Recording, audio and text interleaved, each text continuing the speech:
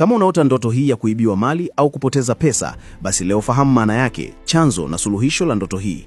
Karibu sana upokee mwanga wa kiroho kupitia tafsiri za ndoto na maombi pamoja na Prophet Galila.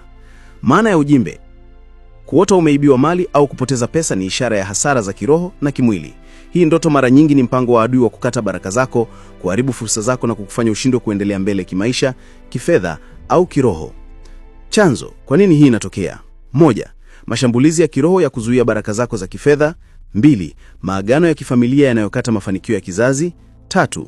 Wivu na hila za adui wanaoinua mikono dhidi ya maendeleo yako. 4. Shida za kimaamuzi au kupoteza mwelekeo maishani. 5. Udhaifu wa kiroho unaofanya adui kuchukua nafasi. Hatua za kuchukua: 1. Simama na omba maombi ya kufunga kila roho ya hasara na wizi. 2. Tangaza kurejeshewa mali, pesa na baraka zako kwa jina la Yesu. 3. Tumia neno la Mungu, Yoeli 2:25, Kumbukumbu la Torati 28:12, Isaya 45:3. 4. Toa shukrani na sadaka ya kumsifu Mungu kwa yale atakayorejesha. 5. Kaa thabiti katika maombi na imani kila siku. Maombi ya kiroho. Baba wa mbinguni, kwa jina la Yesu Kristo, ninafunga kila roho ya hasara na wizi katika maisha yangu. Mali, pesa na baraka zangu ambazo zimeibiwa, na amuru zirejeshwe mara 7 kwa jina la Yesu.